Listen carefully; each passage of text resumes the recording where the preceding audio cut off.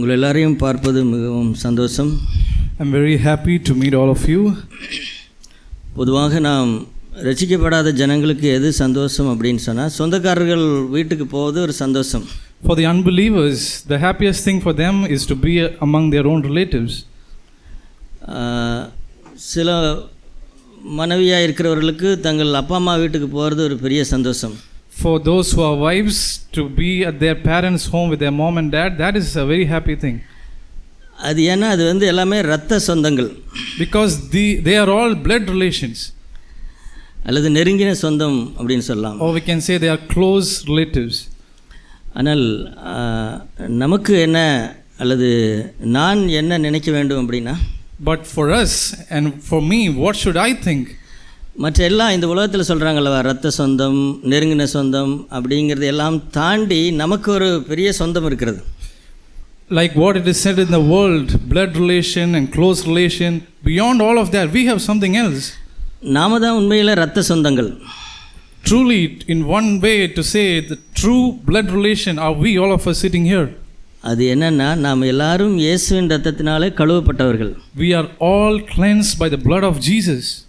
அதனால இப்போ நமக்கு எது சந்தோஷமாக இருக்கும்னா, and for us, what is the thing that gives us happiness? யாரெல்லாம் இயேசுவின் ரத்தத்தினால கழுவப்பட்டாங்களோ அவங்கள பார்க்க போகிறது தான் ரொம்ப சந்தோஷமாக இருக்கணும். Whoever are washed by the blood of Jesus, to meet them we are very happy. அதனால உங்களை எல்லாரையும் பார்ப்பது எனக்கு சந்தோஷம். And so to meet each one of you, I am very happy. Okay, தேவன் தொடர்ந்து நம்மோடு பேசுவாராக. May the Lord speak to us. அதாவது சிஎஃப்சி சபை தொடங்கப்பட்ட ஆதி நாட்களில் தேவன் பல வசனங்களை அந்த சிஎஃப்சிக்கு அஸ்திவாரமாக கொடுத்தார். When the churches of CFC were started, there were some verses which were the foundations. அந்த வசனங்கள் எல்லாம் அநேக வசனங்கள் என்னுடைய இருதயத்திலே எழுதப்பட்டிருக்கிறது. And so many verses like that were deeply imprinted in my heart. அதில் ஒரு வசனத்தை இந்த நாளில் உங்களோடு நான் பகிர்ந்து கொள்கிறேன். And even today I would like to share one of those verses. அதை நாம் படிப்போம். எபிரேயருக்கு நிருபம் 4ஆம் அதிகாரம் 15-16 வசனங்கள். Hebrews chapter 4 verse 15 and 16. இன்றைக்கு வளர்ந்து கொண்டிருக்கிற வாலிபர்கள் அல்லது சபைக்கு புதிதாய் வந்தவர்கள் நீங்கள் எல்லாரும் அறிந்து கொள்ள வேண்டும், இந்த தேவன் சிஎஃப்சிக்கு கொடுத்த அஸ்திவார வசனங்கள் அப்படிங்கிறதுல இதுவும் ஒரு வசனம்.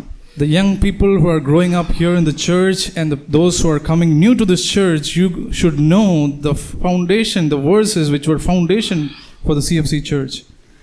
அதாவது இயேசு கிறிஸ்துவுக்கு பல பெயர்கள் உண்டு. There are many names that are given to the Lord Jesus Christ. அதில் ஒரு பெயர் தான் பிரதான ஆசாரியர். And one of those names is the high priest. பழைய ஏற்பாட்டிலே பிரதான ஆசாரியனுடைய வேலை என்ன அப்படின்னா, in the Old Testament, what is the job of a high priest? தேவ ஜனங்களுக்காக தேவனிடத்திலே போய் பாவ நிவர்த்தி செய்கிறதான் அவனுடைய வேலை. And they go in the job of the high priest is to intercede, to offer sin offerings for the God's people. அதாவது தேவனுடைய ஜனங்களுக்கும் தேவனுக்கும் இடையிலே ஒரு ஆளாக இருக்கிறதான் அவருடைய வேலை. And the high priest is a person who stands between God and God's people. மனுஷன் தவறு செய்யும் பொழுது அந்த தவறுக்கான தண்டனைக்குரிய பிராயச்சித்தத்தை அவன் போய் ஆண்டவரிடத்திலே செலுத்துவான். And if a man of God's people sins, then this high priest on their behalf will go and then offer an offering as a ransom, as on behalf of the sin that he has committed. அதே போல தான் அது பழைய ஏற்பாடு. அது இப்பொழுது புதிய ஏற்பாட்டிலே நமக்கு யார் பிரதான ஆசாரியர்னா இயேசு கிறிஸ்து தான். But in the new covenant, our high priest is the Lord Jesus Christ. இயேசு கிறிஸ்து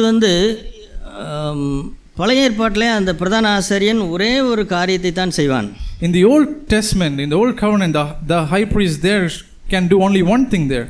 அதாவது ஜனங்களுக்காக இரக்கத்தை பெற்று தருவதிலே தான் அதுதான் அவர்களால் செய்ய முடியும்.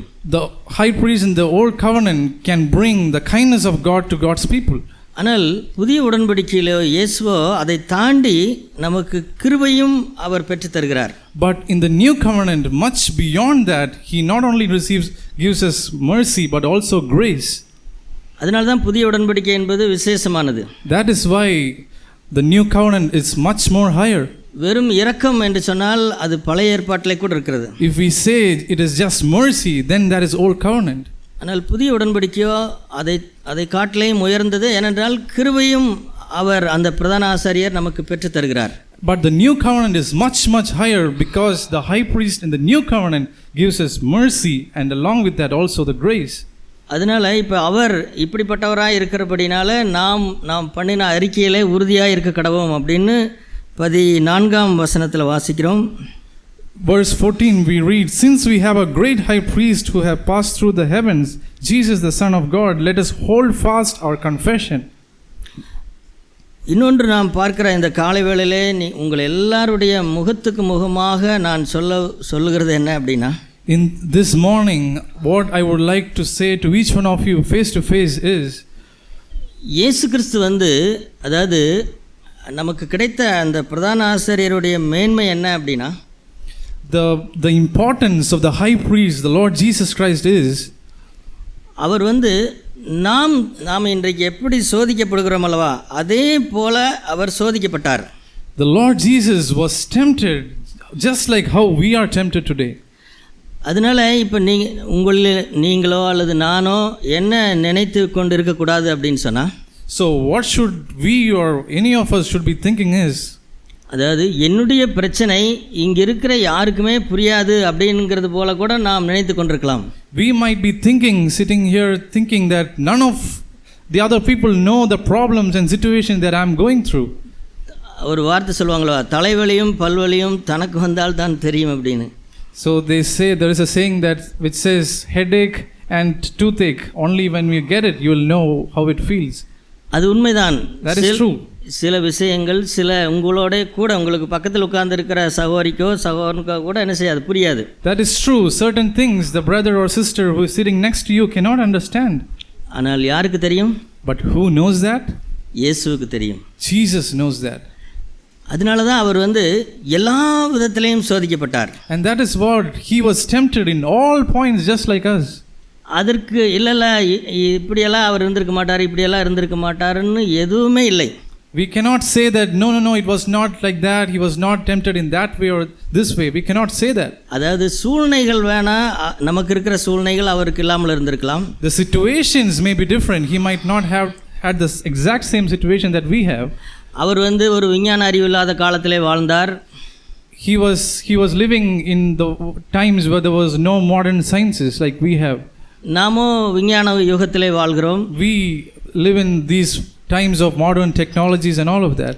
ஆனால் சோதனை என்பது அந்த காலத்திலிருந்து, இன்னும் சொல்ல போனால் ஆதாம் காலத்திலிருந்து நீங்கள் வேத புத்தகத்தை படித்து பார்த்தால் மனிதன் அன்றைக்கு சோதிக்கப்படுகிறது போல தான் இன்றைக்கும் சோதிக்கப்படுகிறான். So if we see right from the time of Adam, just like how they were tempted in the early days, we are also tempted like that. அதே போல திருமணமானவர்கள் சொல்லலாம், எனக்கு திருமணமாயிருக்கிறது, இயேசுவுக்கு திருமணமாகவில்லை என்று.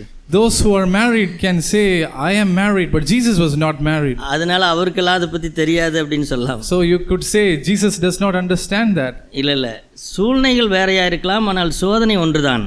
Situations may be different, but temptation is the same. அதனால திருமணம் ஆகிருக்கிறதோ ஆகலையோ, பிள்ளை வளர்ப்பு இருக்கிறதோ இல்லையோ, எல்லா விதத்திலையும் நம்மை போல சோதிக்கப்பட்டார். So whether you are married or not, whether you are brought up children or not, the temptation is the same. அதனால எல்லாருக்கும் ஒரு விஷயம் தெளிவாக தெரியணும், உங்களை எல்லாருக்கும் ஒரு விஷயம் தெளிவாக தெரியும்னு சொல்கிறேன் நான். So what I want you to understand is this one particular thing, you should have a clarity on it. அப்படி இல்லை அப்படின்னு சொன்னால் நாம் என்ன செய்வோம்னா, என்னுடைய பிரச்சனை யாருக்கு தெரியாது, என்னுடைய பிரச்சனை யாருக்கு தெரியாதுன்னு நாம் செய்கிற தப்புக்கு நாமளே சமாதானம் பண்ணிட்டு இருப்போம். If we are not clear on this, we will keep on saying nobody understand me, nobody understand what I am going through, and we will giving excuses for the shortcomings that we have. உண்மைதான், சபையில் இருக்கிறவர்களுக்கு சிலருக்கு புரியாமல் இருக்கலாம் என்னுடைய சூழ்நிலைகள். That's true. People, some brothers and sisters in the church may not understand my situation. ஆனால் இயேசுவுக்கு நன்றாக தெரியும். But Jesus knows it very clearly. அப்படியா, இதுவரைக்கும் எனக்கு அது தெரியாதே. Is it so? I did not know that until now. அப்போ சரி, அடுத்தது என்ன அப்படின்னு கேட்டால், okay, what next? What should I know? அப்படின்னா அடுத்தது என்னென்னா அவருக்கு தெரியும் அப்படிங்கிறது மட்டுமல்ல, அவர் அந்த வழியிலே போனபடினாலே, not only that he knows my temptation and situation, not only that, but since he has gone on the same way that I have gone. அந்த அடுத்த வசனத்தை படிக்கலாம். 15வது வசனம். Let's read the next verse in verse 15. நம்முடைய பலவீனங்களை குறித்து பரிதபிக்கக்கூடாத பிரதான ஆசாரியர் நமக்கிராமல் எல்லா விதத்திலையும் நம்மை போல சோதிக்கப்பட்டும் பாவமில்லாதவராய் இருக்கிற பிரதான ஆசாரியரே நமக்கு இருக்கிறார். For we do not have a high priest who cannot sympathize with our weakness, but one who has been tempted in all things as we are, yet without sin. அதாவது நீங்கள் எப்படிப்பட்ட சோதனையிலே சோதிக்கப்பட்டாலும், whatever temptation with which you are tempted with, சில சோதனைகளை வெளியில் சொல்றதுக்கே வெக்கமா இருக்கும். some temptation you will be ashamed to tell it to somebody else. ஆனால் நன்றாய் கேட்டுக்கொள்ளுங்கள், உங்களை குறித்து, உங்களுடைய சோதனைகளை குறித்து இயேசு உங்களுக்காக பரிதபிக்கிறார். Listen to it very carefully, that when you are tempted, he sympathizes with you. இந்த உலகம் என்ன செய்யறதுன்னு கேட்டால், சில சோதிக்கப்படுதலை குறித்து கேலி பண்ணுவார்கள். The world, when it talks about being tempted, they despise it, they mock it. இவர்கள் ஏதோ அந்த விஷயத்தில் செய்யாமல் இருந்திருக்கலாம். They might not have probably fallen in or tempted like that. ஆனால் அப்படிப்பட்ட சூழ்நிலையில் அகப்பட்டவர்களை குறித்து இவர்கள் கிண்டல் பண்ணுவார்கள். So when people hear about these kind of temptation, they mock and tease them. அல்லது இது என்ன, இதுக்கெல்லாம் போய் இப்படி அழட்டிக்கிறாங்களே அப்படின்னு சொல்லலாம். Or they may say, oh, they are getting worried for these kind of things and all. உங்களுக்கு ஒரு வசனம் இருக்கிறதல்லவா, அதாவது உபத்திரவப்பட்டவனுடைய உபத்திரவத்தை அவர் அற்பமாக எண்ண மாட்டார்.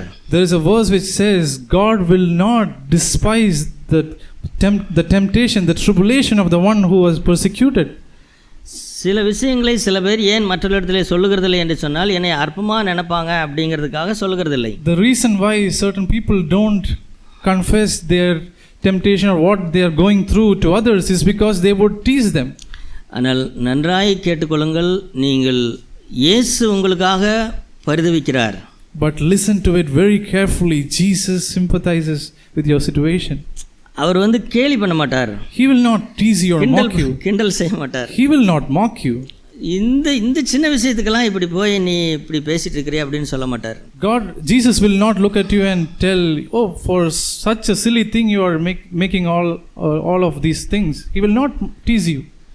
ஏனென்றால் சில விஷயங்கள் சிலருக்கு பெரிது.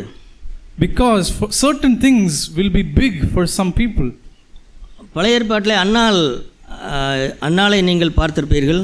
You would have seen Hannah in the Old Testament. அன்னாளுக்கு குழந்தை இல்லை அப்படிங்கிறது அவளுக்கு பெரிய பாடு. For her not having a child, that was such a big thing for her. ஆனால் அவள் புருஷனாகிய எல்கானாவுக்கோ அப்படி இல்லை. But for her husband Elkanah, it was not like that. பிள்ளை இல்லாத குறையை தீர்ப்பதற்காக இரண்டாவது மனைவியை பிள்ளை பெற்று விட்டாளே. For the sake of not having a child, he married again and he brought forth a child. எப்படியோ குடும்பத்திற்கு பிள்ளை இல்லைங்கிறத ரெண்டாவது மனைவியின் மூலமாய் பெற்று விட்டாயிட்டு இனி என்ன அப்படிங்கிற மாதிரி அவர் இருந்தார். His attitude was, we did not have a child in our home, now through my second wife we have a child, so what else do we need? அதனால அன்னாளுடைய அந்த சோகம், அவளுடைய பாடு அவருக்கு பெரிதாக படல. So for him the difficulty, the pain of Hannah was not a big thing for him. ஏன் அண்ணா அழுகிறா, இதுக்கே அழுகிறா அப்படின்னு சொல்லி கேட்குறாரு. He was asking, why are you crying for these little things? ஆனால் அன்னாளுடைய பிரச்சனை, அதை புரிந்து கொண்டது யார் அல்லது அதை அற்பமாக எண்ணாதது யார்? Who did not despise the problem of Hannah? தேவன்தான், God. அதனால இயேசு சகோதர சகோதரிகளே நம்முடைய பலகீனங்களை குறித்து பரிதபிக்கிறார். So dear brothers and sisters, our Lord Jesus Christ sympathizes with our temptations. தயவு செய்து இதை மறக்காதிருங்கள். Please don't forget that. ஏன் சொன்னா, தேவன் என்னை பார்த்து குற்றப்படுத்துவார், தேவன் என்னை பார்த்து கிண்டல் பண்ணுவார் அப்படிங்கிற மாதிரி தான் நம்ம தேவனை குறித்ததான கற்பனை இருக்கிறது. Because we think like this in our mind, that when God comes to know about my temptation, he will despise me and he will mock me. உங்கள் இதயத்திற்கு ஒரு பெரிய ஆறுதலான செய்தியை சொல்லுகிறேன், உற்சாகப்படுத்துகிற செய்தியை சொல்லுகிறேன். அவர் நமக்காக பரிதபிக்கிறார். I would like to give you an encouraging word straight to your heart, that he sympathizes with our weaknesses. ஒரு சின்ன குழந்தை கீழே விழுந்து விட்டால் அதனுடைய தாய் வந்து அதை பரிதவிப்போடு கூட போய் தூக்குவாள். When a little child falls on the ground, his or her mother will go to that child and carry it with so much of sympathy. மற்றவர்கள் அப்படி நினைக்க மாட்டார்கள், கீழே விழுந்ததானே எந்திரிக்கட்டும் அப்படிம்பாங்க. Others would not take it that seriously. Okay, that child has fallen, let him get up and walk. அந்த மாதிரி மற்றவர்கள் ஒரு வேளை உங்களை அற்பமாக நினைக்கலாம், ஆனால் இயேசு உங்களுடைய சோதனைகளை அரோசிக்கவில்லை. Others may despise your weaknesses and all of that, but the Lord Jesus, He will not despise or tease at your weaknesses. ஏன்னா அதனுடைய வலி அவருக்கு என்னதென்று தெரியும். Because He knows the pain of that weakness. அவர் அப்படி சோதிக்கப்பட்டபடினாலே. Because He was tempted like us. மனிதனுக்கு நேரிடுகிற சோதனை அவனுடைய மனது, அவனுடைய சரீரத்தை எப்படி பாதிக்கிறது என்பதை அவருக்கே தெரியும். Because Jesus himself know how a temptation that a man is facing will affect his mind and his body. அதனால அவர் அற்பமாக நினைப்பதில்லை. And so he does not despise anyone. சரி, இப்போ நாம் என்ன செய்கிறோம் அப்படின்னு சொன்னா அடுத்த வசனம். So what are we going to do next? The next verse. 16வது வசனம். அதனால் நாம் இரக்கத்தை பெறவும் ஏற்ற சமயத்தில் சகாயம் செய்யும் கிருபை அடையவும் தைரியமாய் கிருபாசன தண்டையிலே சேரக்கடவும். Therefore let us draw near with confidence to the throne of grace, so that we may receive mercy and find grace to help in time of need. இப்போ பாருங்களேன், உங்களை அப்படியே நகர்த்தி கொண்டு எங்கே நகர்த்தி கொண்டு போகலாம் என்று நினைக்கிறேன் அப்படின்னு சொன்னா, so what am I trying to do? Where am I trying to move and take you to? அந்த கிருபாசன தண்டைக்கு நாம் என்ன செய்கிறோம்? நாம் கிட்ட போகிறோம். இப்போ மெல்ல நகர்ந்து அந்த கிருபாசன தண்டைக்கு போகிறோம். We are slowly moving towards the throne of grace. எந்த நம்பிக்கையிலே போகிறோம்? With what confidence are we going? எனக்காக இரத்தத்தை சிந்தி எனக்கு பாவ மன்னிப்பை கொடுத்த பிரதான ஆசாரியர், He is a high priest who shed his blood and brought me forgiveness. என்னை போல சோதிக்கப்பட்டபடினாலே எனக்காக பரிதவிக்கிற ஒரு ஆண்டவர். Since he was tempted like me in all points, he sympathizes with my weaknesses. அவர் என்ன செய்கிறார்னா, என்னை அப்படியே கிருபாசன தண்டைக்கு கொண்டு போகிறார். Now what he doing? He is drawing me near to the throne of grace. நீங்கள் யாத்திராகம புத்தகத்தை வாசித்து பார்த்தால் ஒரு இடத்துல அப்படி இருக்கும். அதாவது தேவன் சந்திக்கிற இடம் அப்படின்னு ஒன்று இருக்கும். If you read the book of Exodus, you will see the place where God meets with them. அதுதான் கிருபாசனம் அப்படின்னு அழைக்கப்படும். That is called the throne of grace. இயேசு என்ன செய்கிறார்னா, நம்மை அப்படியே தேவனண்டை நடத்தி கொண்டு செல்கிறார். What the Lord Jesus is doing, he is drawing us near to the Father, to God. இப்போ அவரிடத்திலே போகும்பொழுது முதல்ல நமக்கு என்ன கிடைக்கிறது? So when we draw near to him, what do we get first? முதல்ல நாம் என்ன பெறுகிறோம்? What are we getting first there? இரக்கம், mercy. இரக்கத்தை பெற்றுக்கொள்கிறோம். We receive mercy there. ஆகவே சகோதரர்களே, இந்த இரண்டு மீட்டிங்லேயும் கூட ஒன்றிலே இரக்கத்தை பற்றி நாம் தியானிக்க போகிறோம், அடுத்த மீட்டிங்கிலே கிருபையை பற்றி தியானிக்க போகிறோம். So dear brothers and sisters, in these first two meetings, in the first meeting we are going to meditate on mercy, and then we are going to think about grace. இப்போ முதலாக நாம் தேவனிடத்திலே வந்திருக்கிற நாம் எல்லாருக்குமே என்ன வேண்டும் அப்படின்னு கேட்டால் அவருடைய இரக்கம் வேண்டும். So all of us who have come to God, what do we need? We need mercy. இது ஏதோ ஒரு ரட்சிக்கப்பட்ட புதிதிலே கேட்க வேண்டிய வார்த்தை அல்ல. This word mercy is not something which is to be heard just when we are born again. நான் என்ன உணர்கிறேன், நான் இன்றைக்கும் சோதிக்கப்படுகிறேன், நான் என்ன உணர்கிறேன் அப்படின்னு கேட்டால், இன்றைக்கும் எனக்கு தேவனுடைய இரக்கம் வேண்டும். I am tempted even today, and what I am convicted is that even today I need God's mercy. அதாவது தேவனுடைய பிரமாணங்கள் உங்களுக்கு தெரியும். புதிய ஏற்பாட்டின் அல்லது வேதத்திலே தேவன் நமக்கு கொடுத்திருக்கிற எல்லா கட்டளைகளும் நமக்கு தெரியும். We know all the commandments that are given in the New Covenant and in the Old Testament and all of that. குறிப்பாக புதிய உடன்படிக்கையிலே மலை பிரசங்கத்தை உங்களுக்கு தெரியும். Especially the Sermon on Mount which is given in the New Covenant. இப்போ இதையெல்லாம் கை கொள்ளாத போது அல்லது இதன்படி நடவாத போது அதாவது தேவனுடைய பிரமாணங்களை ஒரு மனிதன் மீறும் பொழுது என்ன ஆகிவிடுகிறான் அப்படின்னு சொன்னா, when a person is not able to keep God's laws and his commandments, where does he come up to? அதாவது இதை செய்திருக்க வேண்டும், அதை செய்யவில்லை. I should have done this, but I have not been able to do that. அப்போ நான் என்ன செய்கிறேன் அப்படின்னு கேட்டால் கடன் படுகிறேன். So what am I doing? I am indebted to something. உங்களுக்கு தெரியுமா, அந்த கொலைசியரில் அந்த சிலுவையில் அறையப்பட்ட அந்த பத்திரம், கடன் பத்திரம், அந்த கையெழுத்து அப்படின்னு எழுதியிருக்கிறது என்ன, அதற்கு அர்த்தம் தெரியுமா? If we read in Colossians, the certificate of debt, do you know what that means? நாம் ரட்சிக்கப்படுவதற்கு முன்பாக before we were saved, நாம் எப்படி இருந்தோம்னு கேட்டால், தேவன் எதை செய் என்று சொன்னாரோ, எதை செய்யக்கூடாது என்று சொன்னாரோ அதையெல்லாம், அதாவது செய்யக்கூடாது என்று சொன்னதையெல்லாம் செய்து, அல்லது செய்ய என்று சொன்னதையெல்லாம் செய்யாமல் விட்ட அந்த கடன் பட்டவர்களாக நாம் இருந்தோம். Before we were born again, we were indebted to God by doing the things which God asked us not to do and not doing the things which God had asked us to do. அதற்கு சாட்சி யாருன்னா நியாயப்பிரமாணம். And that is the proof is, as an evidence of that is the commandments. நியாயப்பிரமாணம் எனக்கு சாட்சி சொன்னது, இவன் இந்தந்த விஷயத்தெல்லாம் மீறினான் அப்படின்னு சொன்னது. The law, the commandments, they testify about me, saying he disobeyed this particular law and this particular law. இப்போ அந்த பிரமாணத்தின்படி பார்த்தான் என்று சொன்னால், எனக்கு இந்த கடனை யார் அடைத்து தீர்க்கிறது? And if I look into all these laws and my shortcomings, who is going to get rid of all the debts that I have? அந்த கடனை என்னால் தீர்க்கவே முடியாது. I cannot pay off this debt. நன்றாக புரிந்து கொள்ளுங்கள் சகோதரர்களே, மனிதனாக பிறந்த ஒவ்வொருவரும் இந்த கடன் பத்திரத்தை உடையவர்களாகத்தான் இருக்கிறார்கள். Understand it very clearly, dear brothers and sisters. Each one of us who are born to this earth, all of us had this certificate of debt with us.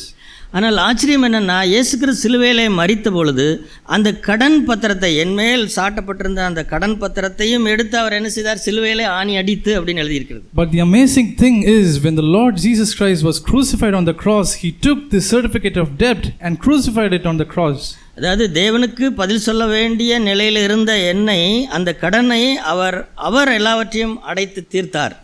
When I was answerable to God and I was supposed to pay the debt to God, Lord Jesus, he paid on my behalf. அதனால நான் விடுதலையாகி விட்டேன். And so I am free.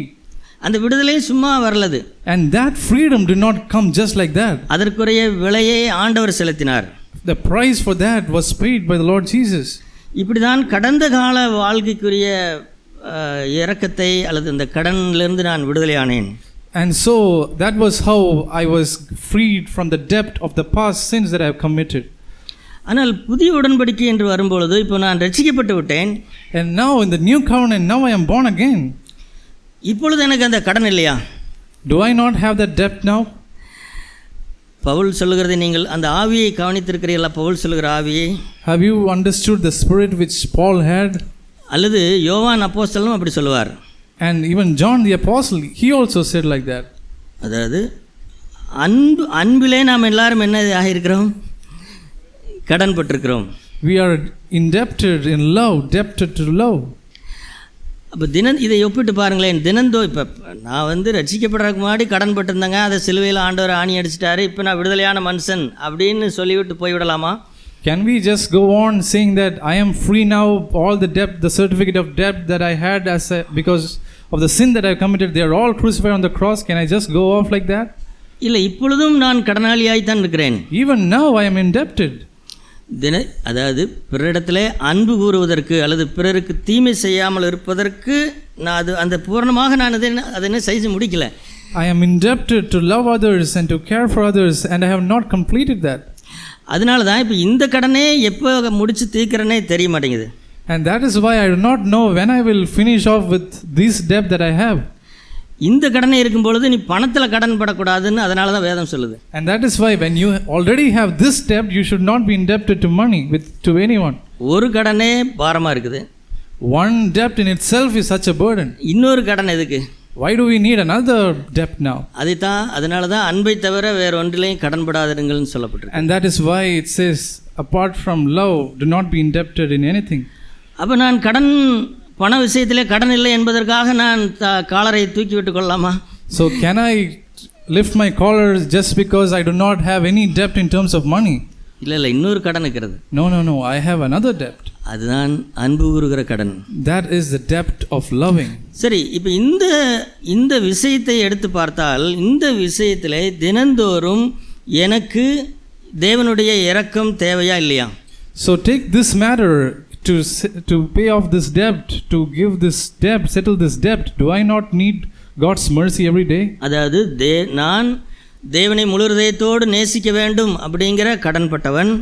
I am indebted to this law which says I should love the Lord my God with all my heart. என்னை நேசிக்கிறது போல பிறனை நேசிக்க வேண்டும் அப்படிங்கிறதுலையும் கடன்பட்டவன். And I am also indebted to this law which says I should love my neighbor as I love myself. இப்போ இந்த விஷயத்தில் தினந்தோறும் ஏதோ ஒன்றில் நான் தப்பு பண்ணுறேனா இல்லையா? So in this matter, am I not falling short and sinning in one way or the other? தேவனை நேசிக்கிறதுல ஏதோ ஒரு குறைபடுகிறேன் நான். I am falling short in the area of loving God. அதேபோல் மற்றவர்களை நேசிக்கிறதுல ஏதோ ஒரு குறைபடுகிறேன். And even when it comes to loving others, I am falling short. அப்போ அது ஒரு கடன் அல்லவா? So isn't that a debt? அதை போய் தினந்தோறும் ஆண்டவரிடத்தில் ஆண்டவரே இந்த கடனை எனக்கு மன்னியும் அப்படின்னு நான் கேட்க வேண்டுமா கேட்கக்கூடாதா? So shouldn't I go to God every day and ask God forgiveness and mercy to settle this debt? அப்படி கேட்கும் பொழுதுதான் ஆண்டவர் என்ன செய்கிறார்னா எனக்கு என்மேல் இரக்கம் பாராட்டுகிறார். சரி பரவாயில்ல, இன்றைக்கு நீ கடன்பட்ட இந்த கடனை உனக்கு மன்னித்து விட்டேன் அப்படின்னு சொல்லுகிறார். And when we go to God like that, that is when he says, okay, it is fine, I settled this debt, I forgive you. அது எப்படிப்பட்டது அப்படின்னு அது சகோதர சொல்ல தேவனுடைய இரக்கத்தை ஏதோ சாதாரணமாக நினச்சிடாதீங்க. Dear brothers and sisters, don't take casually the mercy of God. அது அதான் அது அது அது எப்படி சொல்லலாம்னு சொன்ன. சரி, இப்போ நம்ம இரக்கத்தை பெறுவதற்கு நாம் எப்படி இருக்க வேண்டும்? So to receive mercy, how should I be? தேவன் இப்போ நான் அவரிடத்துல போய் நிற்கிறேன், கடனாளியாய் நிற்கிறேன். I am going to God and standing before him as a debtor. ரெண்டு விஷயத்திலையும் கடன் பட்டிருக்கிறேன். அவரை முழு இதயத்தோடு நேசிக்கிறதுலையும் கடன் இருக்கிறது. I have two debts. I have one debt in not loving the God with all of my heart, strength and soul. பிறரை நேசிக்கிறதுலையும் கடன் இருக்கிறது. And also I have another debt of not loving others. இது ஒரு நாளுக்கு சொல்கிறேன். And I'm just talking about one day here. அப்போ இந்த ரெண்டு விஷயத்தையும் நான் இரவிலே படுக்கைக்கு செல்லும் பொழுது ஆண்டவரிடத்திலே போய் மன்னிப்பு கேட்க வேண்டும். For these two things, when I go to bed at night, I should ask for God's mercy and seek his forgiveness. ஆண்டவரே என் மேல் இரக்கம் பாராட்டுங்க, Lord have mercy on me, அப்படின்னு கேட்கும் பொழுது அவர் என் மேல் இறங்குகிறார். and then he is being merciful towards me. அதை மன்னிக்கிறார் அவர். He forgives that. இப்போ அடுத்த நாள் திரும்பவும் எனக்கு அடுத்த நாள் தொடங்குகிறது. And now the next day another day is beginning. இப்போ அடுத்த நாள் எதையுமே எனக்கு இரக்கமே தேவையில்லையா அதற்கப்புறம்? So for the next day, do I not need mercy anymore? இல்லை, அடுத்த நாளும் எனக்கு தேவை. Yes, no, not like that. இப்படி Next day I need mercy. பூரணத்தை அடையும் வரைக்கும் எனக்கு தினந்தோறும் என்ன தேவை? Until I am become perfect, what do I need? எனக்கு இரக்கம் தேவை. I need God's mercy. சொல்ல இந்த தேவையை நீங்கள் உணராத பட்சத்தில் உங்களுக்கு இரக்கம் தேவை என்கிறதே உணர்வே உங்களுக்கு வராது. If you don't realize this need, you will not be convicted that you need mercy. நீங்கள் ஒவ்வொரு தடவையும் தேவனுடைய பிரமாணத்தை மீறும் பொழுது அவருக்கு கடன்படுகிறோம் அப்படிங்கிற உணர்வு உங்களுக்கு வேண்டும். You should have that conviction saying that whenever I don't keep God's commandments, I am indebted and I need his mercy. இப்போ நாம் சபையில் அடிக்கடி சொல்லுவாங்களவா, தேவையை உணருங்க, உங்களுடைய தேவை உணருங்க அப்படின்னு சொல்லி. We say it very often in the church that realize your need. என்ன தேவைனா நான் தினந்தோறும் கடன்படுகிறேன் அப்படிங்கிறதை உணரணும். Firstly, I should realize that I am indebted every day. அப்போ ஒவ்வொரு நாளும் எனக்கு தேவனிடத்திலே போய் இரக்கம் தேவை. So each day I should go to God and I need his mercy. அந்த இரக்கத்தை பெறும் பொழுது நான் தேவனால் ஏற்றுக்கொள்ளப்படுகிறேன் அல்லது அங்கீகரிக்கப்படுகிறேன். When I receive his mercy, I am accepted and approved by God. இப்போ அதற்கு அந்த பிரதான ஆசாரியரும் எனக்கு உதவி செய்கிறார். And for that the high priest helps me. அவர் என்ன செய்கிறார்னா எனக்காக பரிந்து பேசுகிறார். The high priest is interceding for me. யோவான் எழுதின நிருபம் 2ஆம் அதிகாரத்திலே அவர் நமக்காக பரிந்து பேசுகிறார் அப்படின்னு எழுதப்பட்டிருக்கிறது. In second epistle of John we read that he intercedes for us. அது எப்படி இருக்கும் பாருங்கள். பரலோகத்திலே நான் போய் ஆண்டவரிடத்திலே இரக்கத்திற்காக ஆண்டவரிடத்திலே கேட்கிறேன். In heaven I am going to God asking for his forgiveness, for his mercy. பிரதான ஆசாரியராக இயேசு பிதாவுக்கு பக்கத்திலே நிற்கிறார். The high priest, the Lord Jesus Christ, is next to God. அவர் எனக்காக எசேக்கியா சொல்கிறது உண்மைதாங்க, அவனுக்கு இரக்கம் பாராட்டுங்க அப்படின்னு அவர் பக்கத்தில் இருந்துட்டு சொன்னால் எனக்கு எப்படி இருக்கும்? If Jesus is saying to God like this, whatever Ezekiel is saying is all right. If Jesus says like that, how will it feel to me? So ஒரு சொல்லி அதுதான் அப்படிதான் இருக்க வேண்டும். That is how I should realize that. சரி, அதே நேரத்தில் இப்போ இந்த இரக்கத்தை நாம் எல்லாருமே தினந்தோறும் ருசிக்கிறோமா பெறுகிறோமா அப்படிங்கிறது ஒரு கேள்வி. And it is a question whether we are tasting and receiving God's mercy every day. இரக்கத்தை பெறாமலும் இருக்க முடியும். We could be without receiving mercy. அது எதனாலே வருகிறது அப்படின்னா, and what is the reason for that? ஒரு அந்த அந்த உண்மையான மனம் திரும்புதல் இல்லாதனாலே, where there is no true repentance. இந்த இப்போ நான் சொல்லுகிற விஷயங்கள்லாம் இதெல்லாம் எனக்கு ஏபிசி பாடம் அப்படின்னு நீங்கள் சொல்லலாம். You can say that all these things which I am saying here are all fundamental ABCs. நான் இப்போ PhD பண்ணிட்டு இருக்கிறேன், நீ என்னடா இங்கே வந்து இப்போ என்னமோ இதை சொல்லிட்டு இருக்கிற அப்படின்னு நீங்கள் நினைக்கலாம். You might be thinking I'm already doing PhD here and you are talking all these LKG classes. இல்லை, நமக்கு அனுதினமும் தேவனுடைய இரக்கம் தேவை. No, it's not like that. Each day I need God's mercy. ஆனால் யார் மேல் அவர் இரக்கத்தை அவருடைய இரக்கம் புதிதாக அவர்கள் மேல் பொழிகிறார் அப்படின்னா, but on whom does God pour out his fresh mercy? தன்னுடைய பாவங்களை உண்மையாய் அறிக்கை செய்கிறவர்கள். Those who truly confess their sins. முதலாவதாக நான் இப்படி நினைத்தேன், அதாவது என்னுடைய பாவங்களை நான் அறிக்கை செய்ய வேண்டும் என்று நினைத்தேன். முதலாவது, firstly I thought that I should go and confess my sins. ஆனால் முதலாவது தேவனுடைய இரக்கத்தை பெற வேண்டும் என்று சொன்னால் முதலாவது நான் என்ன செய்ய வேண்டும் என்றால், but to receive God's mercy, the first thing that I have to do is, அந்த மத்தேயு 6ஆம் அதிகாரத்திற்கு வாருங்கள்.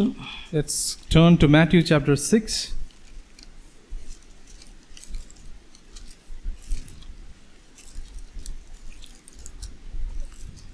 அந்த ஜெபத்தை குறித்து அவர் சொல்லும் பொழுது, when the Lord Jesus is saying about மத்தேயு 6:12 verse 12 in chapter 6, எங்கள் கடனாளிகளுக்கு நாங்கள் மன்னிக்கிறது போல எங்கள் கடன்களை எங்களுக்கு மன்னியும், and forgive us our debts as we also have forgiven our debtors. இப்போ நான் வந்து தேவனிடத்திலே போய் இரக்கம் எனக்கு கிடைக்க வேண்டாம், நான் கடனாளியாக இருக்கிறேன், அவரிடத்திலே போகிறேன், என்னை மன்னிங்க, என்மேல் இரக்கம் காமிங்க அப்படின்னு அவரிடத்திலே போகும் பொழுது, so when I am going to God for mercy because I am a debtor and I need his forgiveness and his mercy, when I am going to God like that, அந்த கிருபாசனம் அந்த ரூமில் இருக்குன்னு வச்சுங்களேன், take it like this, that room is a throne of grace. அந்த வாசலுக்குள்ள நுழையறதுக்கு முன்னாடியே ஒரு விஷயத்தை நிச்சயப்படுத்திக் கொள்ளணும். Before I enter through that gate, that door, I should be confirmed of this one particular thing. அங்கே கிருபாசனத்தண்டே போகிறேன், ஓகே நான் சரியாக இருக்கேன்னா அப்படின்னு பார்க்கணும். You are going to the throne of grace now, see to it that you are all right now. அது என்ன அப்படின்னு கேட்டால், நமக்கு கடன்பட்டிருக்கிறவர்கள் என்று நிறைய பேர் உண்டல்லவா. What is that? We have a lot of people whom we say as who are debted to us, right?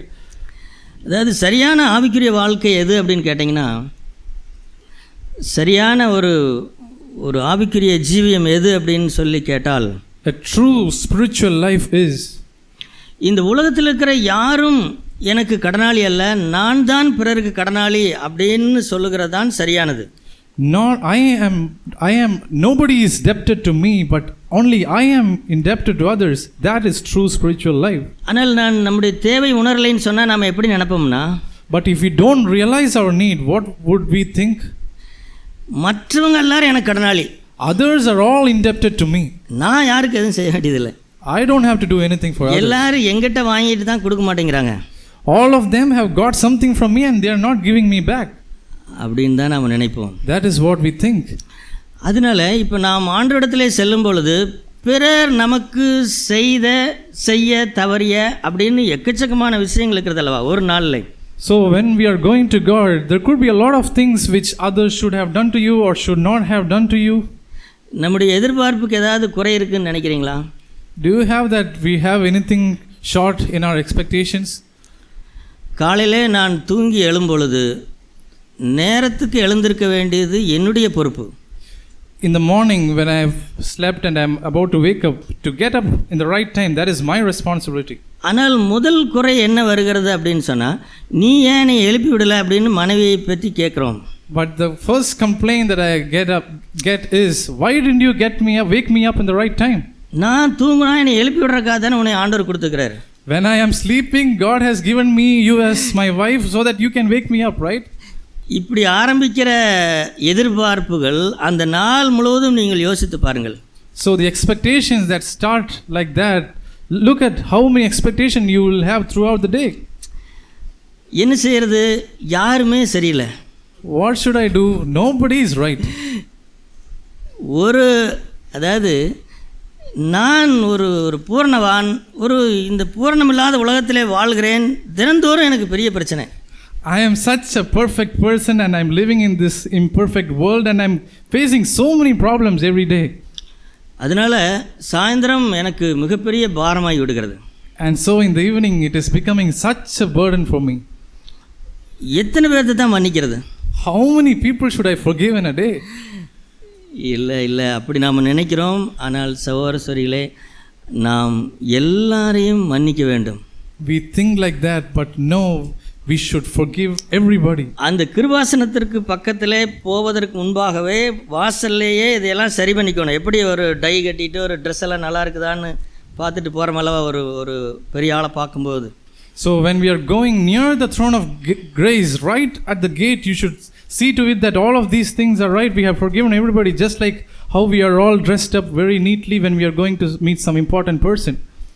இப்போ தேவன், அதாவது இதை புரிந்து கொள்ளுங்கள். அதாவது தேவனிடத்திலே போகும்பொழுது எனக்கு யார் பேர்லையும் எந்த குறையும் இருக்கக்கூடாது. When I am going to God towards the throne of grace, I should have no complaint against anyone. அல்லது என்னிடத்திலே கடன்பட்ட எல்லாருக்கும் மன்னித்து விட்டு நான் அவரிடத்திலே போகணும். And another way I can say that I should have forgiven everybody of their debt that they are indebted to me, and then I should go to the throne of grace. இல்லை அப்படின்னா எனக்கு இரக்கம் கிடைக்காது. I cannot get God's mercy. அல்லது கிடைச்ச இரக்கமும் திரும்ப வாபஸ் வரப்படும். And not only that, I will also lose the mercy that I have already received. மத்தேயு 18ஆம் அதிகாரம் உங்களுக்கு தெரியுமல்லவா? You all know Matthew chapter 18. அதுல தலகீழா இருக்குது.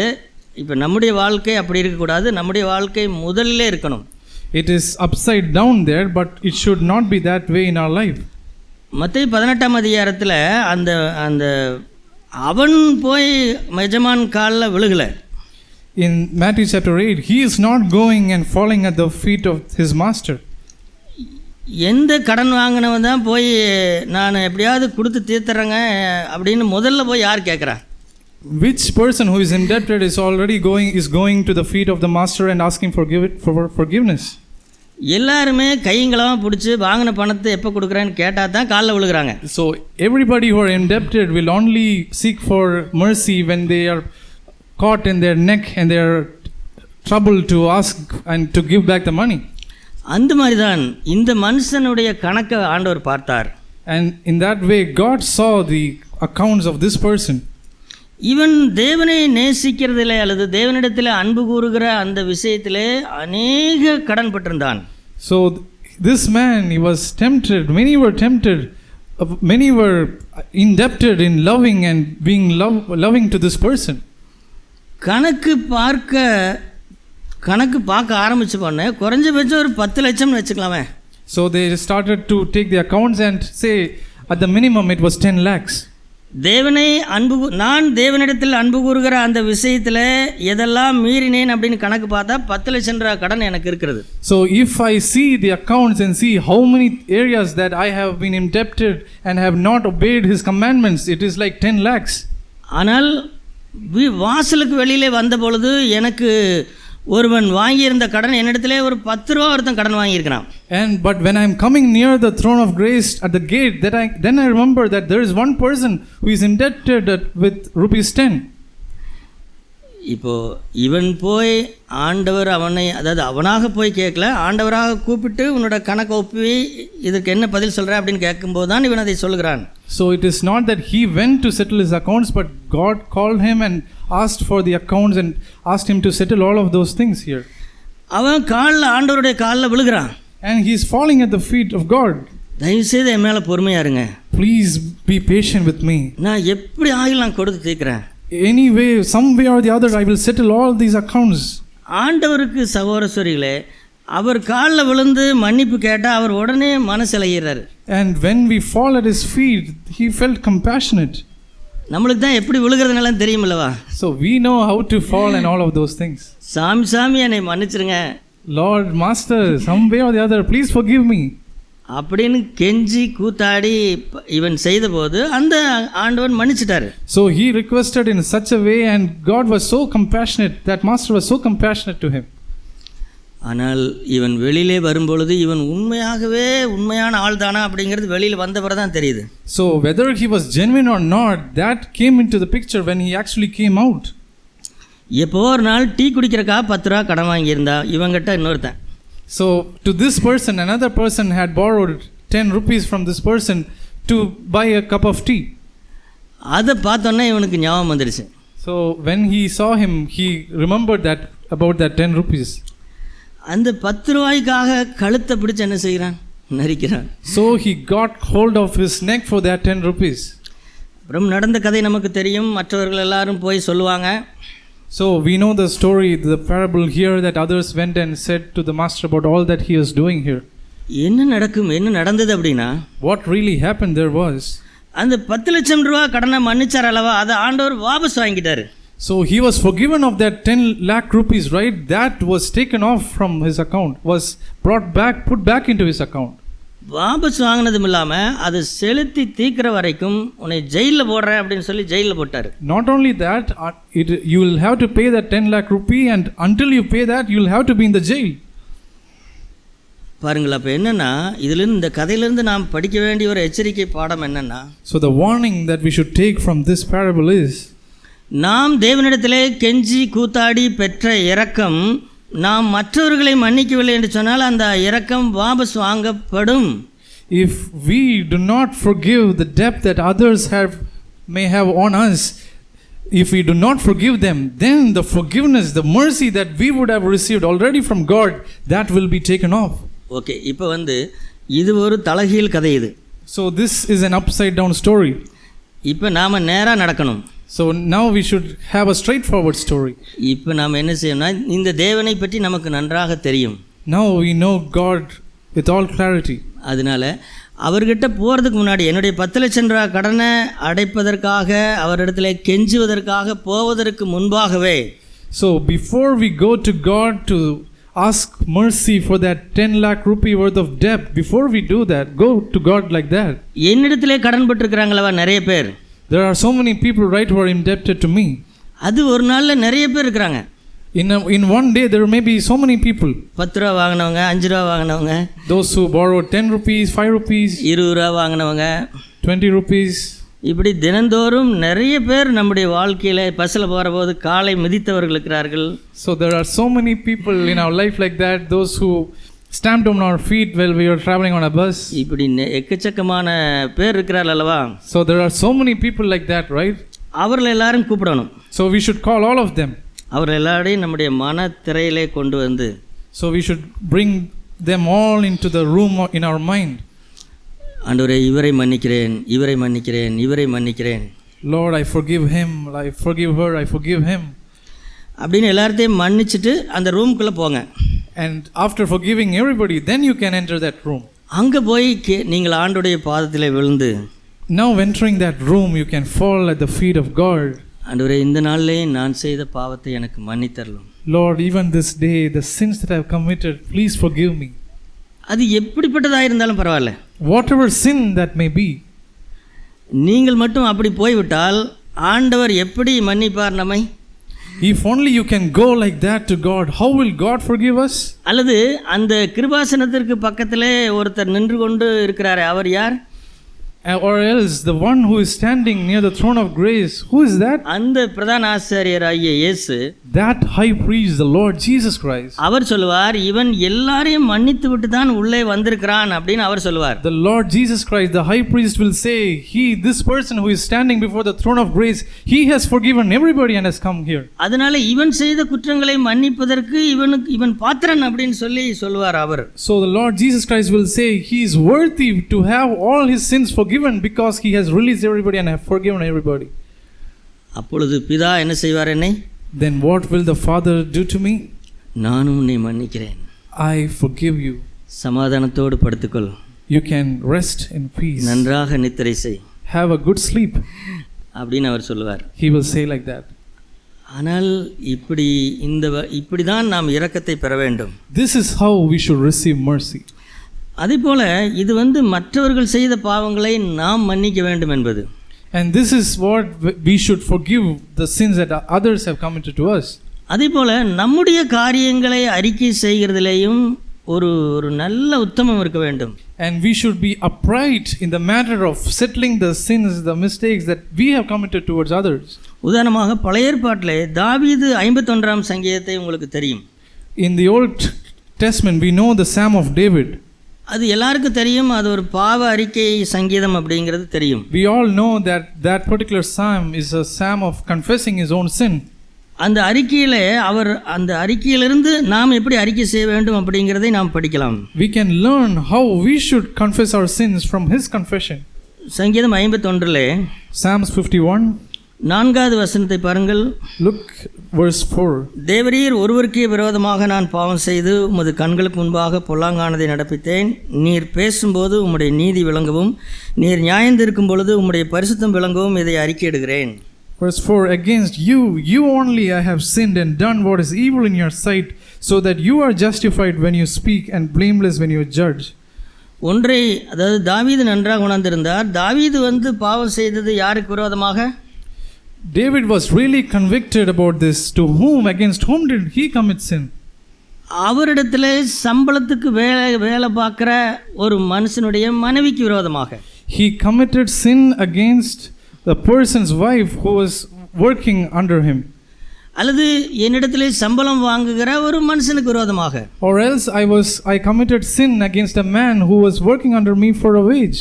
சில நேரங்களில் இந்த தராதரங்கள் கூட நம்ம சுத்தமாக பாவ அறிக்கை செய்கிறது இல்லை சகோதரர்களே. Sometimes we don't even confess our sins in the right way. அதாவது வெளியில் நீங்கள் ஒரு ஆஃபீஸில் வேலை பார்ப்பீங்கன்னு சொன்னால் அந்த ஆஃபீஸில் இருக்கிற மேனேஜருக்கு விரோதமாக ஒரு வார்த்தை பேசியிருந்தால் அதை குறித்து ரொம்ப சீரியஸாக சொல்லுவீங்க.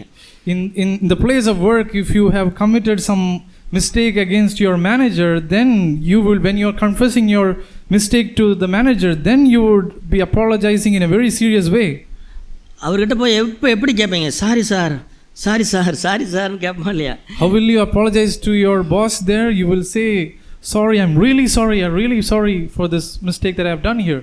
அதே மாதிரி பாவத்தை வீட்டில் மனைவி கிட்ட செஞ்சா? In the same mistake, if you have, or the same sin if you have committed against your wife, how will you confess that? காலையில் சொன்னேன்ல சாரி அப்படின்ட்டு போயிடுறது. For all the things which I said in the morning, I'm sorry for that. இல்லை நம்ம ஜாதி பார்க்குற ஆளுங்க. We are people who look caste and all of that. மன்னிப்பு கேட்பதற்கும் எனக்கு ஒரு தராதரம் உண்டுன்னு நினைக்கிற ஆளுங்க. We think I have a standard even when I confess my sin. நாம் எவ்வளோ மோசமான பிறவிகள் பாருங்கள். See what pitiful creatures we are. இல்லை, தாவீது சொல்லுகிறான், பத்சபேல் அல்ல, இந்த உரியா அல்ல, தேவரீர் உமக்கு விரோதமாகவே நான் பாவம் செய்தேன். He's saying, no, not against Uriah or not just against Bathsheba, against you only I have sinned. தேவன் சிருஷ்டித்த ஒரு மனுஷன் அவனுக்கு விரோதமாய் பாவம் செய்யும் பொழுது அது யாருக்கு விரோதமாய் செய்கிற பாவம்? தேவனுக்கு விரோதமாய் செய்கிற பாவம். If I am committing a sin against a creation of God, then against God himself I am committing a sin. என்னுடைய மனைவியோ என்னுடைய கணவனோ அப்படிங்கிறதல்ல, அவர்கள் யார் அப்படின்னா அவர்கள் தேவனுடைய சிருஷ்டிப்பு. It is not whether you are sinning against your wife or husband, it is that you are committing a sin against the creation of God. அதனால எப்பொழுதெல்லாம் நீங்கள் மனுஷனுக்கு விரோதமாய், மனைவிக்கு விரோதமாய், கணவனுக்கு விரோதமாய் பாவம் செய்கிறீர்களோ அப்பொழுதெல்லாம் அந்த மனுஷனிடத்திலையும் கேட்க வேண்டும், ஆண்டவரிடத்திலையும் கேட்க வேண்டும். So whenever you are committing a sin against your brother or wife or husband or any human being, you should confess your sin to that particular person and also to God. ஆண்டவரே, நான் உமக்கு விரோதமாகவே பாவம் செய்தேன். Lord, against you only I have sinned. உம்முடைய சிருஷ்டிப்பை அவமதிப்பதற்கு எனக்கு என்ன அருகதை உண்டு? Lord, what authority have I to despise your creation? அது அவருடைய சிருஷ்டிப்பல்லவா? Is it not your creation, Lord? அதனால அதைத்தான் தாவீது உணர்ந்து கேட்கிறார், தேவரீர் ஒருவருக்கே விரோதமாக பாவம் செய்தேன். And that is how David was convicted, and he confesses, against you only I have sinned. அதே போல நீர் பேசும் பொழுது உம்முடைய நீதி விளங்கவும், நீர் நியாயந்திருக்கும் பொழுது உம்முடைய பரிசுத்தம் விளங்கவும் இதை அறிக்கையிடுகிறேன் அப்படிங்கிறார். And he is saying that I am confessing this so that you are justified when you speak and blameless when you judge. அதாவது நாம் பாவ அறிக்கை செய்யும் பொழுது சகோதரர்களே, தேவனுடைய நீதி விளங்க வேண்டும். Dear brothers and sisters, when we are confessing our sins, then God's justice should be revealed. அதாவது தாவீது பாவம் செய்த உடனே நாத்தான் தீர்க்கதரிசி அவனிடத்திலே போய் பாவம் செய்த உடனே அல்ல, அதற்கப்புறம் போய் உணர்த்துவார் அல்லவா? The prophet Nathan went to David to make him convict of his sin after he had sinned. அப்போ நாத்தான் தீர்க்கதரிசி தாவீது இடத்துல பேசும்பொழுது சொல்வார், உனக்கு தான் இத்தனையே கொடுத்திருந்தனே, நீ கேட்டிருந்தா இன்னும் தருவனே அப்படின்னு சொல்லுவார். Then the prophet Nathan would tell to David, I have given you so much, and if you had asked, I would have given you. அதிலிருந்து என்ன கற்றுக்கொள்கிறோம்னு கேட்டால், தேவன் தாவீதுக்கு நிறைய கொடுத்திருந்தார். What can we learn from that? That God had given so many things to David. ஏன்னா இப்போ நம்ம குறுக்கு திரும்பி பேசுகிற ஆளுங்க. Because we are people who twist things and speak. தேவனுங்க எனக்கு ஒன்றுமே பண்ணலைங்க. God did not do anything for me. அதனால தானுங்க இந்த தப்பு பண்ணுங்க. And that is why I committed this sin. அவர் மட்டும் ஒழுங்காக பண்ணியிருந்தாருன்னா நான் இப்படி செஞ்சிருப்பேனா? If God had done all things right, then would I have done this particular thing? அப்படின்னா நான் செய்கிற பாவ அறிக்கையிலே தேவனுடைய நீதி விளங்குமா? So if I confess my sin like that, will God's justice be revealed? இல்லை, தேவன் எனக்கு எல்லாவற்றையும் கொடுத்திருக்கிறார். No, God has given me all things. நான் வேணும்னு தான் பண்ணது. We committed that sin deliberately. என்னுடைய இச்சையினாலே நான் பண்ணேன். According to my own lust I committed that sin. என்னுடைய திமிரு தான் காரணம். It was my pride and arrogance that I did that. போதுமென்று இல்லாத மனது தான் காரணம். It was my discontentment that made me to do that sin. பெருமை தான் காரணம். It was my pride.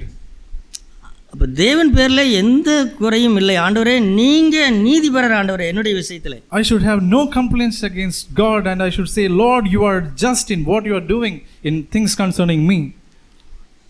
அப்படி சகோதரர்களே, நாம் செய்கிற பாவ அறிக்கையிலே தேவனுடைய, அதாவது தேவனை குறை சொல்கிற மாதிரி அறிக்கை செஞ்சிடக்கூடாது. So dear brothers and sisters, when we are confessing our sin, we should not confess in such a way that we are complaining against God. அவர் எனக்கு எல்லாவற்றையும் தந்திருக்கிறார். He has given me all things. நான் உண்மையாய் அவரிடத்திலே கேட்டிருந்தால் இன்னும் எனக்கு தருவார். If I had been faithful in asking him, he would have definitely given me much more. ஆனால் நான் தான் இச்சித்தேன் அப்படின்னு சொன்னான் அவன். He said, it was I who sinned, I lusted. அதே போல் இன்னொரு வசனத்தை பாருங்கள். இன்னொரு வாக்கியம் என்ன? உம்முடைய பரிசுத்தம் விளங்கவும் இதை அறிக்கையிடுகிறேன். I confess this so that you will be blameless when you judge and you are justified when you speak. நான் இப்பொழுது செய்த காரியம் இது தேவனுடைய பரிசுத்தம் இல்லை. The sin that I committed here, that is not God's holiness. ஏன்னா சில விஷயங்களை ஏன் அறிக்கை செய்கிறோம் அப்படின்னா, இது தேவனுடைய பரிசுத்தம் இல்லை அப்படி நம்ம அறிக்கை செய்யும் பொழுதே மற்றவங்களுக்கு தெரியணும், ஓஹோ அப்படின்னா இது பரிசுத்தம் இல்லையா அப்படின்னு கண்டுபிடிக்கணும் அவங்க. So whenever we confess sins, it should be conveyed in such a way that it is not God's holiness, then others should be able to see, oh, is this not God's holiness? ஏன்னா இப்படி செய்யலின்னு சில பேர் வாயை மூடி அமைதியாக இருந்துக்குவாங்க. Some people, they will close their mouth and remain silent. இல்லை, நான் அதை சொன்னால் தான் தெரியும் இது ஆண்டவருடைய பரிசுத்தம் இல்லை. Only if I confess, it will be known that this is not God's holiness. இயேசு இப்படி நடந்திருக்க மாட்டார். Jesus would not have acted this way. இயேசு இப்படி பார்த்திருக்க மாட்டார். Jesus would not have looked at this way. இயேசு இப்படி பேசி இருக்க மாட்டார். Jesus would not have spoken this way. இது அவருடைய சாயல் இல்லை. This is not his nature. அதனால நான் அறிக்கை செய்றேன். And so I confess my sin. அப்போ நம்முடைய பாவ அறிக்கையிலே ரெண்டு விஷயங்கள் தெரியணும். So when we confess our sins, two things should be revealed. ஒன்று, அவருடைய நீதி விளங்கணும். His righteousness, his justice should be revealed. அவர் எனக்கு எல்லாவற்றையும் கொடுத்திருந்தார். He has given me all things. நான் தான் பொறுமை இல்லாமல் போய் இதை செய்தேன். I was impatient and I went on to do this sin. அதேபோல நான் செய்த காரியத்தை அறிக்கை செய்வதற்கு காரணம் இது அவரை போல இல்லை, இந்த சாயல் அவரை போலது இல்லை அப்படிங்கிறதுக்காகவும் வெளியில சொல்றேன். And I confess this sin outwardly to confess that this is not the holiness of God. ஏன்னா தேவனுடைய பரிசுத்தம் என்பது பிறனுடைய மனைவியை இச்சிக்க கூடாது அப்படிங்கிறதான். Because the holiness of God is that I should not lust after another man's wife. அவருடைய தரம் அது. That is God's standard. பிறனுடைய எதையுமே இச்சிக்க கூடாது, அது பாவம். I should not lust for things that belongs to another person because that is sin. அப்போ அவருடைய பரிசுத்தத்தை, அவருடைய பரிசுத்தம் இது, அவருடைய பரிசுத்தம் இல்லை. Oh, this is what God's standard is and this is God's holiness, and what I have done, that is not God's holiness. அப்ப இதையெல்லாம் வாய் விட்டு சொன்னால் தானே அது விளங்கும். Only if I confess it with my mouth, only then these things will be revealed. சோறு சொல்லி நீங்கள் யோசித்து பாருங்கள். விபச்சாரம் செய்தவன், கொலை செய்தவன், ஆனால் அவன் தேவனுடைய இருதயத்திற்கு ஏற்ற மனுஷனாய் மாறினான் அப்படிங்கிறதுல உங்களுக்கு ஏதாவது சந்தேகம் இருக்கிறதா? Dear brothers and sisters, think about it. A person who committed adultery and he was also a murderer, but he turned out to be a person who is a man after God's own heart. Is there any amazement on that? அவன் அப்படி பாவ அறிக்கை செய்தபடினால் தான் தேவனுடைய இரக்கம் அவன் மேல் வந்து விழுந்தது. And it is because that David confessed his sin in this way that God's mercy was poured out on him. ஆண்டவர் அதற்கப்புறம் அந்த விஷயத்தை அதை அவர் மறந்துட்டாரு. And after that God forgot that particular sin that he did. 1 Samuel புத்தகத்திலே அல்லது 2 Samuel புத்தகத்திலே அந்த பாவம் எழுதப்பட்டிருக்கும். In 1 Samuel or 2 Samuel his sin is written there. ஆனால் 4ஆம் புத்தகத்திலே அவனுடைய பாவம் எழுதப்படாது. But in Chronicles his sin is not written there. அப்ப என்னன்னா தேவனுடைய இரக்கம் அப்படியே அவனை மூடிக்கொண்டது. And we can say that God's mercy covered him up. அருமையான சகோதர சொல்லே, நீங்கள் எப்படிப்பட்ட பொல்லாங்கு செய்திருந்தாலும் இப்படி அறிக்கை செய்தால் நீங்கள் இரக்கம் பெற முடியும். Dear brothers and sisters, whatever terrible sin you may have committed, if you confess like David did your sin, you will receive mercy. அதேபோல ஒரு 2 மனிதர்களை, அதாவது இன்றைக்கே நடக்கிற ஒரு 2 விஷயத்தை சொல்கிறேன். I would like to tell about 2 things that is happening in these days. சகேயு வீட்டுக்கு ஆண்டவர் போனார். To the house of Zacchaeus, Jesus went there. அவர் வீட்டுக்குள்ளே போன உடனேயே அவருடைய பிரசன்னமே தான் தவறாக இருக்கிறவன் அப்படின்னு அவனுக்கு உணர்த்த வைத்து விட்டது. The very presence of Jesus in itself convicted about his own sin in his life. நான் பண விஷயத்திலே மோசடிக்காரன் அப்படின்னு சகேயுக்கு தெரிந்து விட்டது. Zacchaeus was convicted that I am not upright in the matter of money. அப்போ அவன் போய் அப்போ என்ன கேட்டான் ஆண்டவர்கிட்ட? What did he go and ask to Lord Jesus? ஆண்டவரே, என்னுடைய வீட்டுக்கு வந்திருக்கிறீங்க, என்னோட வீட்டை ஆசீர்வதிங்கன்னு கேட்டானா? Did he go to Jesus and ask Jesus to bless my home because you have come here? இல்லை, நான் பிறனுக்கு விரோதமாய் செய்த காரியத்தை எனக்கு மன்னித்தரலும் அப்படின்னு தான் கேட்டான். He was asking Lord to forgive him of the things which he has committed against others. பண விஷயத்தில் எத்தனையோ பேருடைய பணத்தை நான் ஏமாற்றி இருக்கிறது பிறருக்கு விரோதமாய் செய்த பாவம். The sin of cheating of others' money is a sin which I have committed against other people. அதை வாங்கின பணத்தை அப்படியே கூட கொடுக்க மாட்டேன், வட்டியோடு திரும்பி கொடுத்துறேன். I'm not just going to repay the money that I have cheated, but I'm going to repay with interest. இப்படி நேர்மைனா இப்படி தான் இருக்கணும். வாங்கின நான் ஏமாத்தேன்னா அதை மட்டும் திருப்பி கொடுக்குறேன் அப்படின்னு சொன்னால் கூட அது நேர்மை இல்லை. This is how true honesty should be like. If I say I'm going to just give back the money that I've cheated, that is not true honesty. அந்த மனிதன் என்னிடத்தில் ஏமாறாமல் அவன் அந்த பணத்தை கொண்டே பேங்க்ல போட்டிருந்தா அவனுக்கு வட்டி வந்திருக்கும் அல்லவா? Because if he was not cheated by me and if he had that money with him, he would have deposited that in the bank and he would have received some interest. இப்போ நான் ஏமாற்றி வைத்திருந்தேன், இப்போ ஏமாற்றின பணத்தை மட்டுமல்ல அவன் வச்சிருந்தான்னா அவனுக்கு வட்டி கிடைச்சிருக்குமே, அந்த வட்டியும் சேர்த்து நான் திருப்பி கொடுக்குறேன். So I'm not just going to repay the money that I've cheated off from him, but I'm also going to repay with the interest that he would have received if I had put that in a bank. இப்படிப்பட்ட பாவ அறிக்கையை கேட்டிருக்கிறீர்களா எங்காவது? Have you heard of any confession of sin like this? அதனால ஆண்டவர் அடுத்த வரி என்ன சொன்னார்? And what was the next thing that the Lord Jesus said? இன்றைக்கு, today, இப்பொழுதே, right now, இந்த வீட்டுக்கு ரட்சிப்பு வந்தது.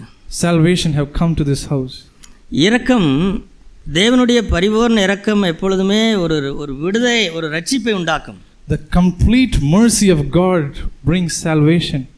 அதனால் இன்றைக்கே உங்களுடைய வாழ்க்கையில் இது நடக்கலாம், இங்கே வந்திருக்கிற உங்களுடைய வாழ்க்கையிலையும். And so even today, those who have come here, this can happen in your life. அதேபோல் இன்றைக்கு நீங்கள் சாயந்தரம் உங்களுக்கு மரணம் வரும் என்று வைத்துக்கொள்வோம்.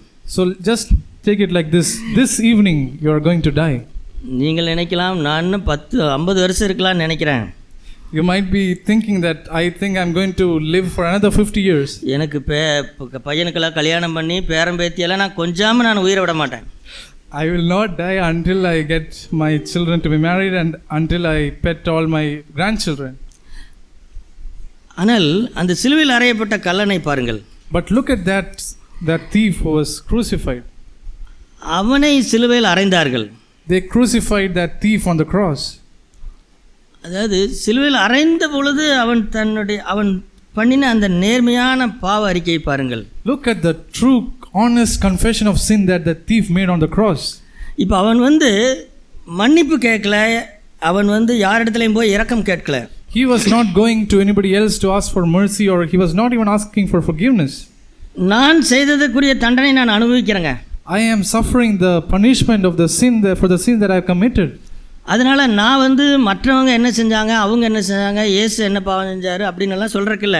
So I am not here to say what others did to me and whatever happened to me or what Jesus did and all of those things. I am not here to say all of those things.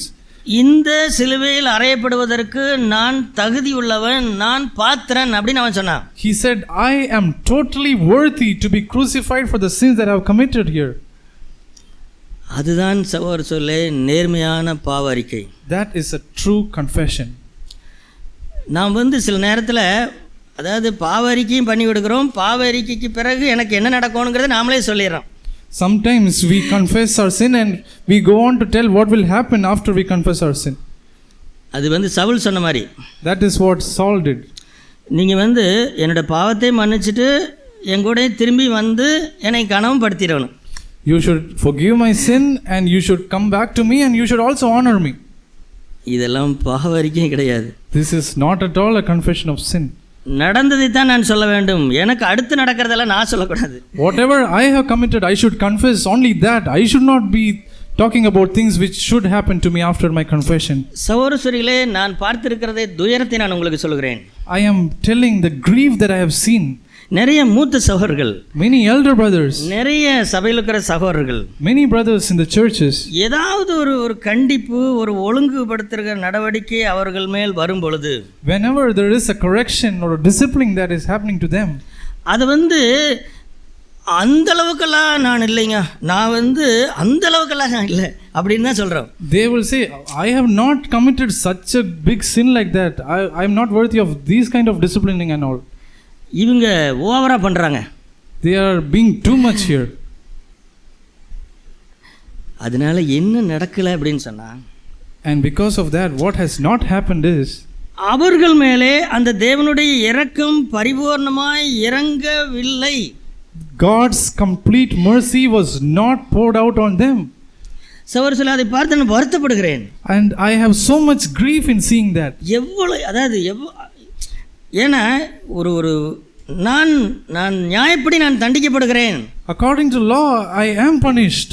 நான் செய்த காரியத்திற்கு இது தகும். For the sin that I committed, the punishment that I am getting is just.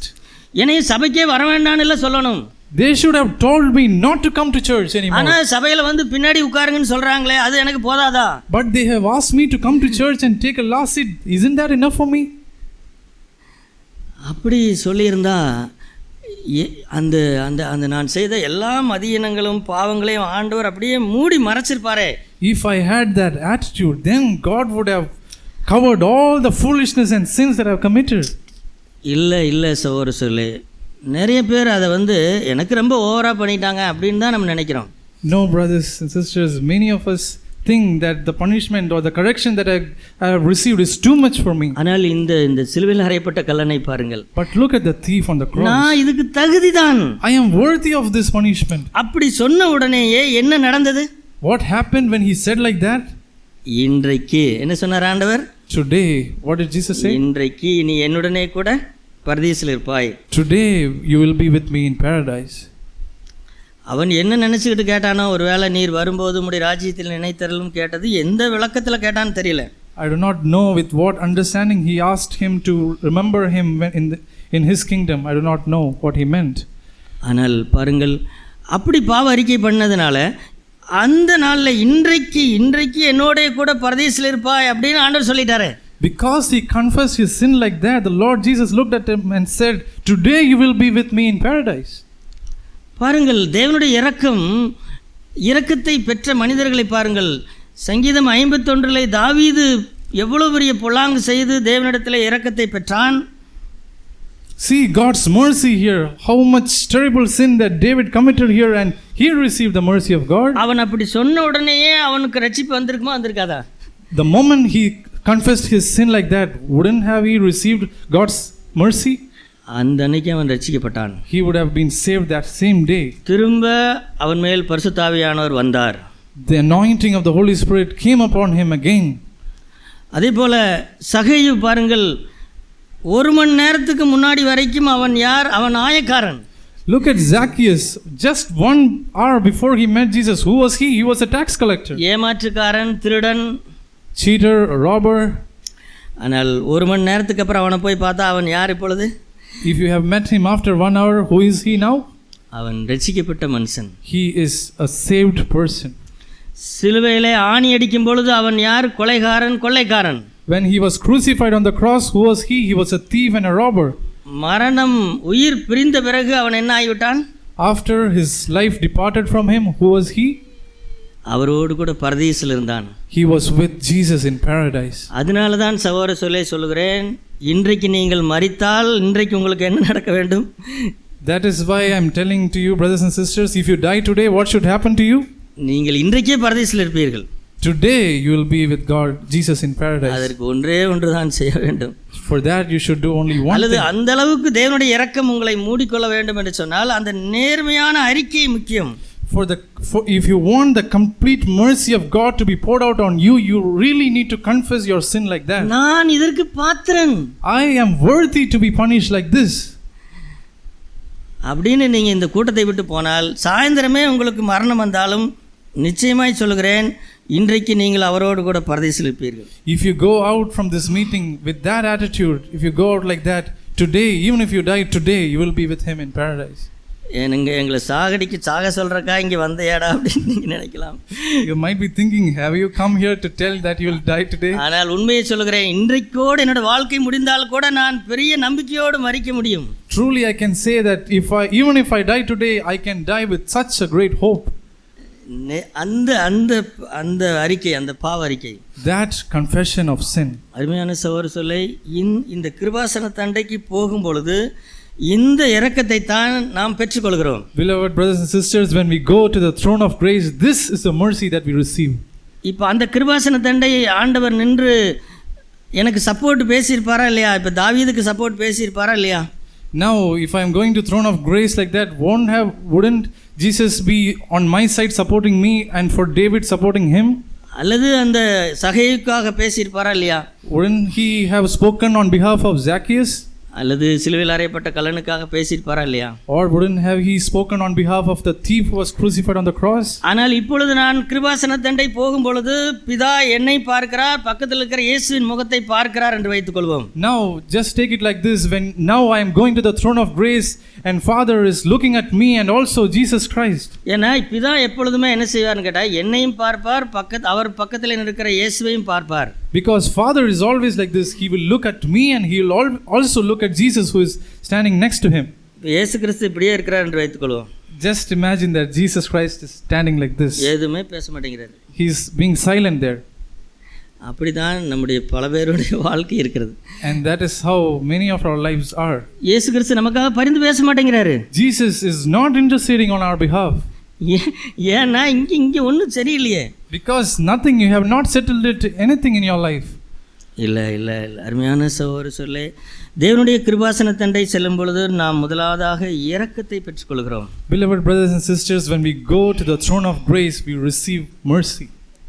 நாம் அடுத்த பகுதியிலே பார்க்கலாம். We will continue in the next session.